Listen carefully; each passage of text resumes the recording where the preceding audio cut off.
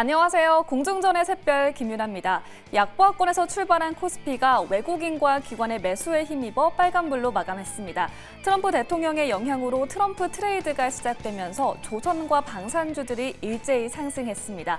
4시에서 6시 사이 시간외 단일가 매매에서는 어떤 이슈와 특징이 있는지 알아보겠습니다. 크래프톤이 3분기 역대 최대 매출을 달성했습니다. 매출은 7,193억 원으로 전년 대비 59% 증가했습니다. 영업이익도 71% 올랐다고 밝혔는데요. 올해 3분기까지의 누적 매출이 창사 이후 처음으로 2조 원을 돌파하며 신기록을 세웠습니다. SK온이 5천억 원 규모의 제3자 배정 유상증자를 실시합니다. 채무 상환 목적이라고 밝혔는데요. 총 발행 신주는 901만 5,667주입니다. DB하이텍이 삼성증권과 200억 원 규모의 자기주식 취득 신탁계약을 해지했습니다. 신탁계약 만료에 따른 목적으로 해지 예정 일자는 오늘입니다. 네, 이렇게 공시 다뤄봤습니다. 시간의 특징주 탑5 보겠습니다.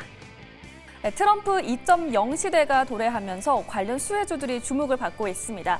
대표 수혜주인 원전주도 강세를 보이고 있는데요. S&T 에너지는 정규장에서 4% 넘는 오름폭을 보인 데 이어서 시간 외에서도 6% 넘는 시세를 뿜어내고 있습니다. 트럼프 당선인은 원자력 규제위원회를 개혁하고 SMR 중심의 원전 산업을 육성하겠다고 공언한 바 있습니다. 티웨이 항공 경영권을 둘러싼 갈등이 심화되면서 관련주들이 계속 주목을 받고 있습니다. 티웨이 항공은 정규장에서 하락 마감했지만 현재는 흐름이 바뀌며 빨간불을 켜내고 있습니다. 네, 오늘 오전 윤 대통령과 트럼프 대통령 간의 전화통화가 있었습니다. 우리나라와 미국의 조선업 협력 가능성이 대두됐는데요. 이에 조선주들이 숨은 수혜주로 부각받으며 떠오르고 있습니다. 하나오션은 정규장에서 상승폭을 키워더니 20% 넘는 급등 마감했는데요. 현재도 오름세를 이어가고 있습니다. 파로스 아이바이오가 상한가를 기록했습니다. 개발 중인 PH151이 식약처에서 치료 목적 사용 승인을 받았다는 뉴스가 나왔습니다. 이러한 호재에 투심이 몰린 것으로 보입니다. 마지막 특징주는 크래프톤입니다. 역대 최대 매출을 달성했다는 공시가 나왔는데도 불구하고 현재 파란불이 들어와 있습니다. 이러한 호재에도 주가가 빠지는 이유, 잠시 후에 전문가님 통해 궁금증 해소해 보겠습니다. 네, 이렇게 시간 외에서 새롭게 올라온 이슈와 특징주까지 짚어봤습니다. 관련된 종목 보유하고 계신 분들은 지금 바로 02-2000번에 4919로 신청해 주시면 자세한 상담 도와드리겠습니다. 지금까지 공중전의 김윤아였습니다. 네, 이렇게 시간의 거래 특징주까지 확인해 봤습니다. 먼저 시간의 거래에서 상승세 보여주고 있는 종목부터 확인해 보도록 할게요. 현재 파로스 아이바이오가 시간의 거래에서 상한가를 기록하고 있습니다. 식약처의 사용 승인을 받았다라고 하는데 이주호 본부장님께 여쭤보도록 할게요. 어떤 약품을 받은 걸까요? 네, 뭐 표적 항암제 PH101이라고 해서 난소암 치료 목적에 대한 부분에 사용 승인 난 겁니다. 근데 일단 이런 흐름으로 지금 올 시간에 올라가는 종목군들은 네. 내일 좀 조심하셔야 될 것 같아요. 왜냐면 이제 뭐 상승이 나왔다가도 또 바로 빠지는 경우가 많기 때문에 이러한 점들은 감안하셨으면 좋겠고, 물론 이러한 승인이 난 부분들에 있어서는 굉장히 긍정적입니다. 그래서 이러한 흐름들이 지금 연속될 수 있는지를 좀 체크해 봐야 되겠고요. 차트상 기술적으로 봤을 때는 지금 가격대 자체가 굉장히 뭐 하방 정직성을 확보해주고 있는 모습이기 때문에 이러한 소식으로 인해서 내일 좀 거래량이 몰리면서 시세가 나올 수는 있겠으나 어쨌든 이런 윗골이라던가 차익 매물이 나올 수도 있다는 점. 왜냐하면 주가가 지금 올라가기 위해서 그동안 계속적으로 주가가 빠졌기 때문에 이 매물대를 소화하는 과정이 필요합니다. 그러면 누군가는 주가가 올라오면은 팔고 싶어 하겠죠. 그러면은 그 파는 물량들을 다 소화하면서 매수 물량이 들어와 줘야지 주가가 올라갈 수 있는 거기 때문에 뭐 윗꼬리가 좀 달린다고 하더라도 실망하시기보다는 만약에 내일 강하게 상승 나오면은 뭐 잘 대응하시면 좋겠고, 항상 이것만 주의하셨으면 좋겠어요. 내일 만약에 시초가에 갭 상승을 해갖고 떠서 시작하면은 조금 위험하다. 네, 이렇게 보시면 좋겠고, 만약에 갭 상승이 막 크지 않은 선에서 만약에 하게 되면은 뭐 추격 매수 한번 해봐도 되는데 어쨌든 좀 짧게 대응하셨으면 좋겠고, 이거를 내가 중장기로 한번 보고 싶다 하신다고 한다면 가져가 보셔도 좋겠습니다만, 보통 이렇게 제약바이오 기업들이 이런 것들에 대한 승인이 난 이후에 세론으로 빠지는 경우도 많이 있기 때문에 이런 점들 그런 변동성에 주의하시면서 매매하셨으면 좋겠고 가장 중요한 거는 지금 제약바이오 섹터들의 힘이 약하다라는 점입니다. 이게 제약바이오 섹터가 힘이 강할 때 이런 소식이 나오면은 더 탄력을 받을 수 있겠지만 지금 그러지 못한 상황이기 때문에 올라가더라도 윗골이 달리고 빠질 수도 있다라는 점을 감안하시면서 대응해 보시면 좋을 것 같습니다. 네, 알겠습니다. 파로스 아이 바이오 갖고 계신 분들 그리고 신규 접근 원하시는 분들 내일 오전장 대응 전략 잘 참고해 보시면 좋을 것 같습니다. 현재 시간의 거래에서 파로스 아이 바이오가 상한가 기록하고 있고요. 다음으로 카페24의 실적 발표도 한번 확인해 보도록 하겠습니다. 호실적 발표하면서 현재 시간의 거래에서 7% 넘게 상승해주고 있는데요. 매출액부터 확인해 보도록 할게요. 예상치가 700억 원이었는데 765억 원을 기록했습니다. 영업이익도 한번 확인해 보도록 할게요. 예상치가 43억 원가량이었는데 67억 원을 기록했습니다. 전년 동기 대비해서 3분기 흑자 전환했다라는 소식들 나오고 있는데요. 유세벽 대표님께 여쭤보도록 할게요. 카페24의 실적 발표 어떻게 보셨을까요? 굉장히 좀 아까 방금 말씀해 주셨지만 예상치보다도 굉장히 호실적을 기록을 했고 네. 2분기 때는 실적이 비슷한 수준이었습니다. 2분기 때 굉장히 비슷한 수준이었는데 유튜브 쇼핑 스토어 출시에 대한 그런 기대감들이 벌써 선반영이 됐었다라는 그런 그리고 이제 모멘텀 부재라는 이런 악재 속에서 좀 주가가 많이 밀렸었는데 시간에서 급등을 했다라는 부분은 굉장히 좀 긍정적이고 실적이 잘 나왔다는 부분은 긍정적인데 이제 그 4분기를 좀 지켜봐야겠죠. 4분기 때 이제 봐야 될 텐데 이제 지금 구글 같은 경우에 동남아에서 유튜브 쇼핑 테스트를 시작을 했고 그리고 이제 커머스 사업 의지를 보여주고 있다라는 점들은 주가의 방향성에서 긍정적인 요소가 될 수도 있고 그리고 이제 구글이 실적 발표에서 쇼핑 관련 코멘트를 해준다던가 이런 모멘텀들이 좀 붙여줘야 되는데 카페24가 여기에서 모멘텀을 과연 받아갈 수 있을 것인가? 지금 6월달 이후로 뚜렷하 할 거래량이 터져졌거나 시장에서 관심을 받아주지를 못하고 있는 모습입니다. 근데 실적으로 인해서 내일 주가가 만약 급등을 한다라고 했었을 때는 저는 단기적으로 어느 정도 차익 매물들이 쏟아지지 않을까라고 생각을 하고 있고요.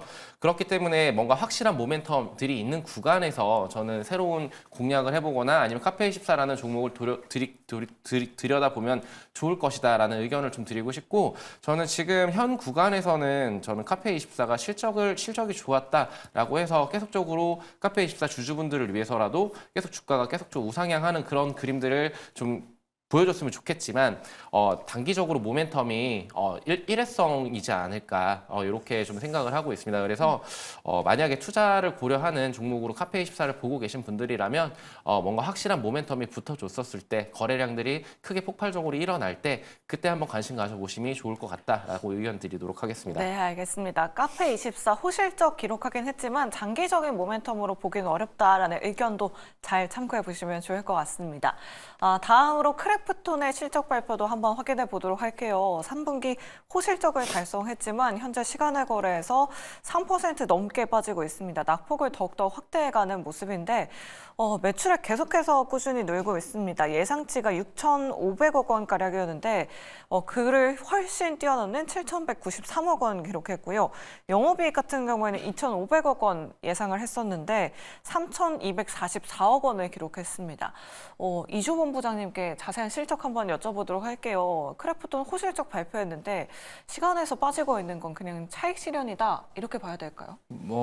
정확하게 이유를 파악하기 좀 어렵지만 네. 차익 매물인 걸 수도 있고요. 지금 공시 내용 보면은 그 매출이랑 영업이익은 괜찮은데 지금 뭐 YY랑 MOM 대비해서도 나쁘지 않거든요. 매출 영업이익만 괜찮습니다. 지금 밑에 보시면은 단기 순이익이 문제인 것 같아요. 제가 봤을 때 이 단기 순이익 때문에 이 부분이 조금 반영이 된 거 아닌가 이렇게 좀 예상을 해볼 수 있겠고 이게 뭐 확실한 건 아닙니다만 어쨌든 이 단기 순이익에 대한 부분들이 좀 반영이 된 것 같아요. 그래서 제가 봤을 때는 이게 지금 YOI랑 MOM 대비해서도 지금 단기 순이익이 좀 안 좋게 나왔는데 일단 누계에서는 나쁘지 않거든요. 근데 그러니까 당해 실적에 대한 부분들만 조금 어느 정도 조금 안 좋다 뭐 이런 부분에 있어서 좀 반영이 되지 않았을까 이렇게 생각하고 있는데 이건 그래서 그렇다고 해서 제가 이거 나쁘다라는 게 아니라 어쨌든 지금 굳이 하락 요인을 뽑자면은 이런 이유 때문에 좀 빠졌을 가능성도 있다라는 점 참고해 보시면 좋겠고요. 뭐 크래프톤 같은 경우는 사실 제가 여러 번 말씀드렸지만 우리나라 게임 회사 중에서 지금 어떻게 보면은 좀 자리를 잘 잡아가고 있는 그런 여러 가지 게임사들에 비해서 조금 더 알차게 IP를 통해서 좀 계속적으로 뭔가 성장해 나가려고 하는 모습을 보이고 있다라고 저는 생각을 하고 있고, 그렇기 때문에 지금 사실 원래 게임 회사들은 인건비라던가 개발 비용이 굉장히 많이 들어갑니다. 그렇기 때문에 사실 저런 영업이익이라던가 저런 매출을 달성하는 것조차도 굉장히 쉽지 않아요. 왜냐면 게임 개발비부터 시작해서 개발자들 인건비 자체가 굉장히 많이 들어가기 때문에 이러한 부분들이 있어서 저는 긍정적이다라고 생각을 하고 있고, 지금 시간의 하락에 대해서 크게 흔들리지 않으셨으면 좋겠습니다.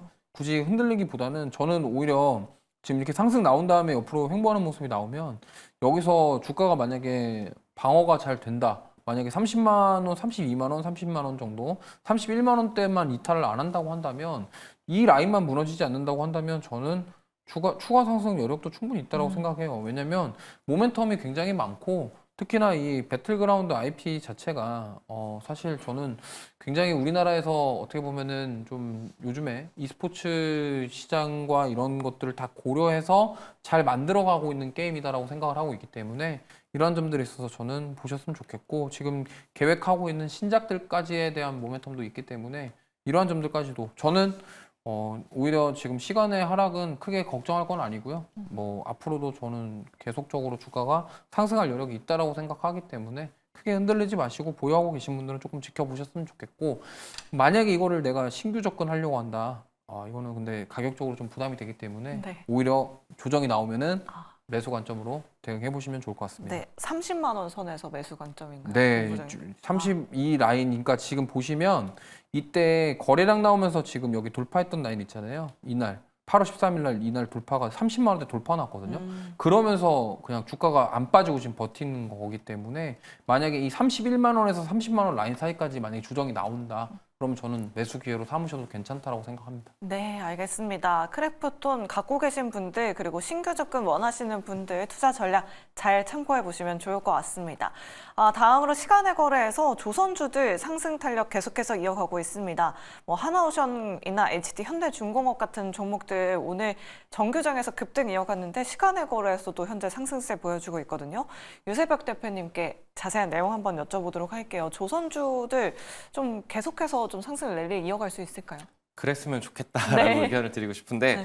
우선은 트럼프 관련해가지고 수혜가 확실하다라는 이런 소식 속에서 굉장히 크게 급등을 해주는 모습들을 볼 수가 있었는데요. 화석연료 중심의 에너지 정책 그리고 방산협력 강화 가능성이 굉장히 긍정적인 요소로 연출이 될 것이고, 지금 현재 그런 온기가 확산이 되고 있고 외국인들과 기관의 양 매수세가 들어오는 모습들을 포착을 해볼 수가 있을 것 같습니다. 그렇다라면 투심이 살아날 수 있겠다라는 점들은 굉장히 긍정적으로 해석을 해줄 수가 있는데, 근데 반대로 반대 의견들도 있어요. 이제 아무래도 보호무역주의 같은 경우에는 해상 물동량의 근본적 변화를 초래할 수도 있다라는 이런 리포트들이 지금 나오고 있습니다. 그러니까 트럼프 당선인의 핵심 공약 하나가 이제 보편 관세인데, 무역 적자 해소를 위해서 모든 수익 상품에 대한 최대 20% 보편 관세를 추가로 부과한다라는 이런 것들이 시행이 됐었을 때 과연 이 물동량 관련해가지고 근본적으로 변화를 초래할 수도 있다라는 부분은 리스크 요인이라고 좀 말씀을 좀 드리고 싶고요. 그리고 이제 환경 정책 관련해서도 아무래도 화석연료를 계속 뽑아서 쓰는 이 정책 쪽으로 굉장히 지금 이제 트럼프는 밀고 있고, 친환경 정책 관련해서는 이제 지금 파리 기후 협약을 재탈퇴하겠다라고 공언을 해왔었기 때문에 이런 부분들 관련해서 우리나라가 선박을 굉장히 잘 만드는 조선 강국임에도 불구하고 친환경 선박으로서의 어떻게 보면은 좀 더 비싼 선박들을 잘 만드는 그런 조선 업황이라고 좀 보시면 될 것 같은데, 그런 비싼 고부가 가치 선박들에 대한 이런 수출들이 과연 더 많이 폭발적으로 늘어날 것인가, 이 부분이 아무래도 리스크 요인이 될 수 있지 않나라고 말씀을 좀 드리고 싶습니다. 그래서 결론적으로 말씀을 드려서,